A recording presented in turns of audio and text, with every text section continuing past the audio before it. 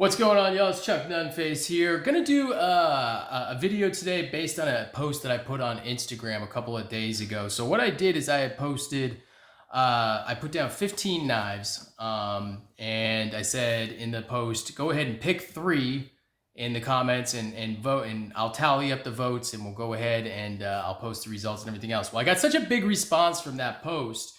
I had some like 300 something likes and like over 160 comments on the video itself. And so a lot of people contributed to vote and everything else, and it got a ton of engagement. And so I figured I'd go ahead and make a video out of it as well today.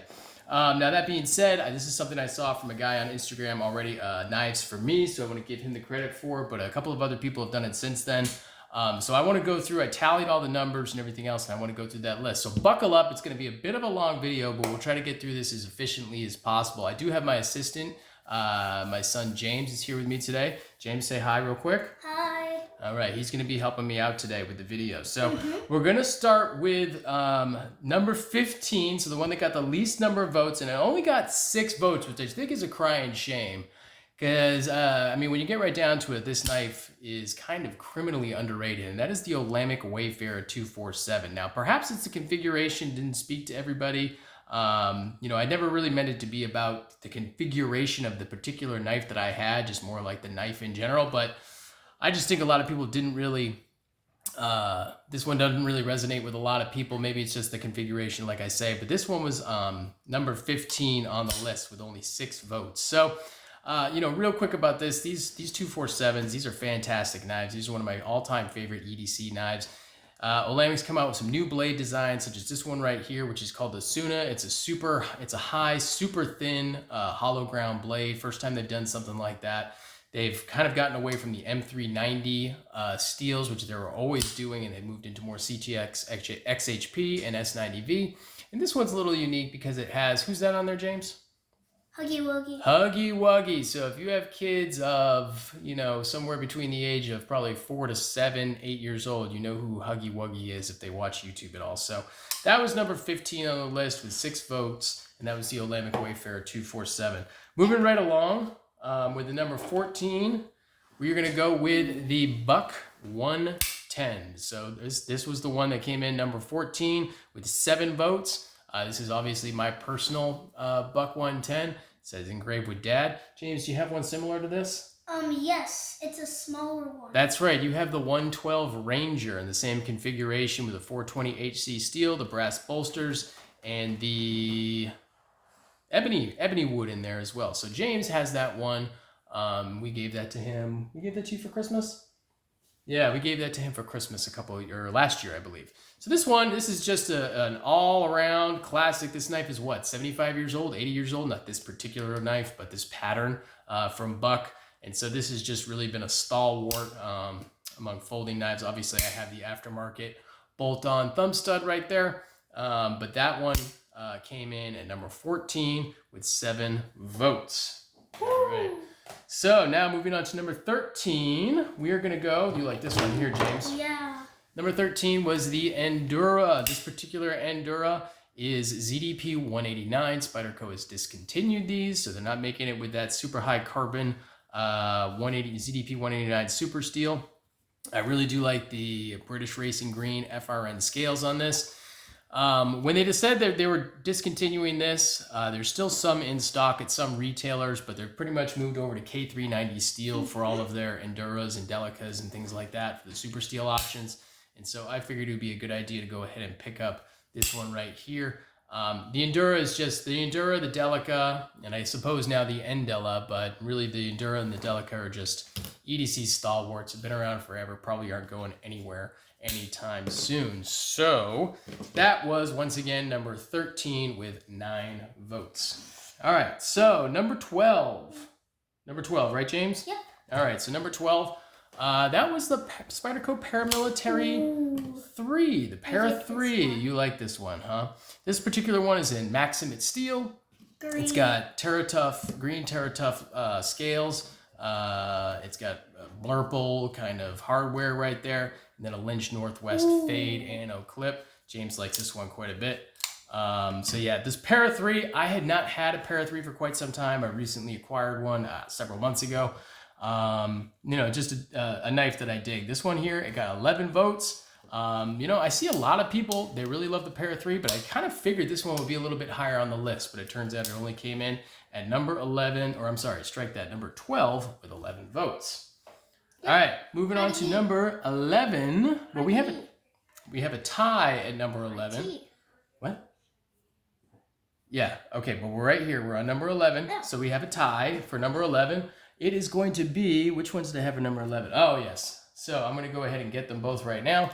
It's a tie between the ZT0303 and not that one, and it was, the other one was the Arnaud Bernard Imamba. All right, so these two both tied for number 10 and 11, or 11 and 10, no particular order. They both got 13 votes.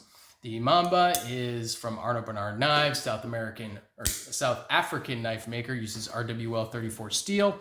It's been often described as a Sabenza on bearings. However, this one is not on bearings. This is on washers.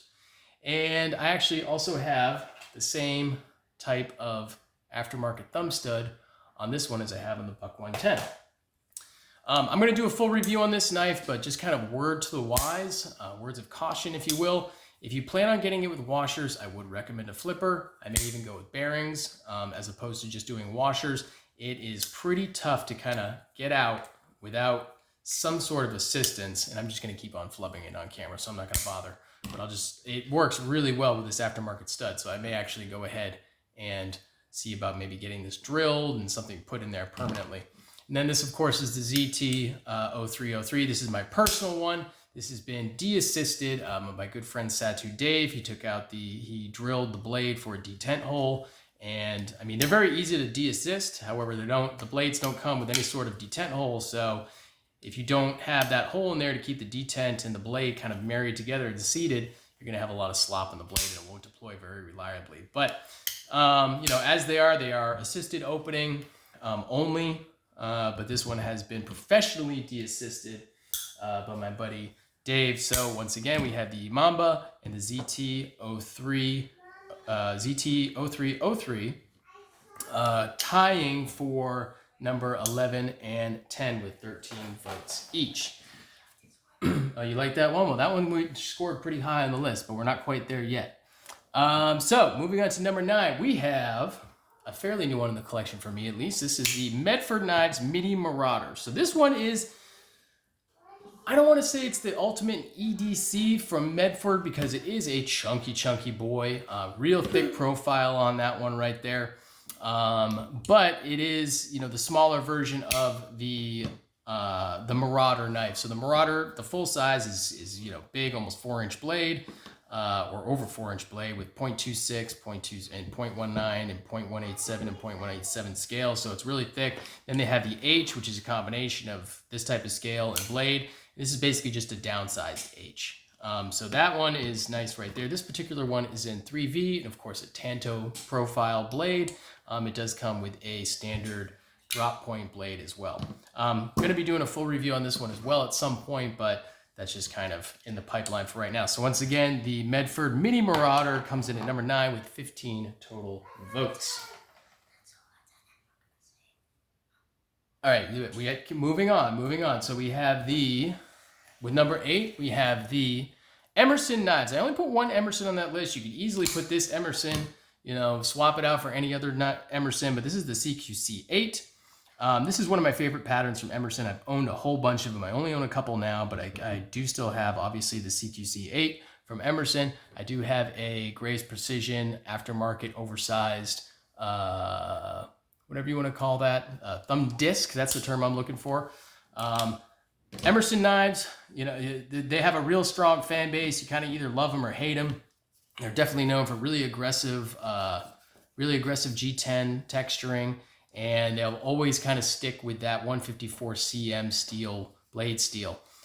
They have kind of ventured out over the years with different blade steels, with S35 VN. There's probably a couple others out there that I'm not recalling off the top of my head. And I think the G10 over the years has really kind of, they've mellowed it out a little bit. It's not as super aggressive. With any of the older ones, you can always take a couple of passes with fine sandpaper and knock down those little pyramids on the G10. But I think they're doing a better job of just kind of making a little bit less aggressive on the hands and pants, pant savers and everything else on the G10 now. So, I would say, just as kind of a quick sidebar, Emerson's have kind of changed their production ever since about 2014. But anything that you get new from Emerson is pretty much going to be issue free. They no longer sell through retailers. They only sell direct through their website. But anything that you get from them that's been directly produced and you buy from them directly, you're going to get a very good quality product. So that came in at number 8 with 19 total votes. All right, moving on to number 7. We have another tie. Number 7 tied at 22 votes. We have the Spyderco PM2. And it is also with the Medford Fighter Flipper. 2 knives that really couldn't be much different from each other. But we have one which is a pretty solid EDC knife that is arguably one of the most popular knives among knife enthusiasts on the planet. I mean, it's probably top 5, I would say. Everybody knows the PM2. Everybody, for the most part, really likes the PM2. If they don't like it, they at least respect it. And what it's done, and respect for Spyderco, because they're really the only company that'll put out the variety of steels and everything else that you can't get from any other mass-producing knife company. This particular one has the teal scales and the S90V blade. So I mean, honestly, this knife right here is probably the best value from Spyderco that you can get right now. It's well south of $200. I think it clocks in regular price at about $160. I ended up catching this one on sale. My wife is James' mom, yeah. My wife has pretty much claimed this one, but every once in a while I take it and I carry it for myself. But yeah, so that's Spyderco PM2 and the Medford Fighter Flipper. This one I've had for a few years now. This one has actually gone to a friend and come back to me and everything else. But yeah, this thing is just a beast. The Medford Fighter Flipper. Absolute rock solid knife, complete tank, based on, to look like a folding version of the USMC K-bar or K-bar knife that the Marines have used for years. This particular one has that apocalyptic laser etching in there over the bronze, and then it's been flamed as well. Flies open. These Medford flippers, they take a while to kind of break in, but once they do, they got a real nice action to them. This thing is just a beefcake, super heavy duty, super nice, super unique, and just gets, a ton of attention whenever you have something like this. So the PM2 and the Medford Fighter Flipper were both tied for 7 and 6 with 22 votes each. Moving on to number 5. Now we're kind of getting into some higher numbers. We're getting into number 5 right now. So number 5 came in is the Grimsmo Norseman. Number 5 had 29 votes. The Norseman is one of those knives where, if you're into knives, you're probably aware of the Grimsmo Norseman. It's been around for a while. It's kind of got some very strong opinions about it one way or the other, but Grimsmo kind of pioneered that frictionless drop shut action, and really kind of made it to a point where it set a bar. Now, I really don't think that that's the ultimate metric that you should be measuring the greatness of a knife by, but it's definitely, they kind of pioneered and really made famous that super drop shutty action. This one obviously got a great action on the open and the close. It does have both the dual thumb studs. Normally they come with just the one, but it's pretty easy to add a second thumb stud to it. It's got the nice knurling on there. RWL 34 blade steel. They'll either do RWL 34 or CPM 154. I think their most recent run is CPM 154, which is the first time they've done that since, I think they had some supply issues during the pandemic. And so they went to CPM 154, but they're doing CPM 154 on the most recent run as well. So the Grimsmo Norseman, that came in at number 5 with 29 votes. Number 4. All right, getting into number 4, we have, James, you were remarking about this one. The Shirogorov Hottie. The Shirogorov Hottie had 33 votes. Shirogorov knives is pretty much one of the pinnacles of small batch production craftsmanship. They're known for their actions, both on the open and the closed. They're known on their unique bearing systems and just super high quality manufacturing, very desirable. Just all around, just great knives. These are manufactured in Russia. The owner of the company is Sergey Shirogorov. He does his production models, and he also does some different levels of production where, you know, you've got your custom division and things like that, and he also does full customs. This, of course, is not, it's not quite a base model, but it's not a custom division, or certainly not a custom either, but this is kind of the mid-tier M390 steel. They do a great heat treat on this. I don't know, I think the numbers, I posted a review on this recently, and it was told it was 63, I believe. 62 or 63 is the Rockwell on the blade. So they heat treat their knives really well. I don't remember off the top of my head. I'd have to go back and look at the comments. Because like I say, I've never seen the numbers published actually, but I have sharpened this knife a couple times, and you know, it does feel like good, hard M390 steel, which is nice because oftentimes M390 is not treated as hard as it could. So this particular model, if I haven't mentioned it, this is the Hottie. It's basically an F95, but instead of the full titanium, it's going to have a, in this case, a carbon fiber show side on there, and of course the carbon fiber inlay as well. So the Shirogorov Hottie came in with number 4 with 33 total votes. All right, number 3, the Spartan Blades Spartan Folders folder.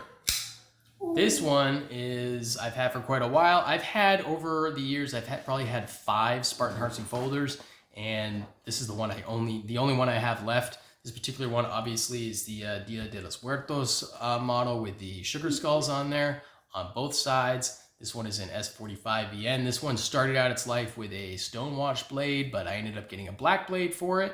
When I did the review of the knife, I kind of went through the story on that.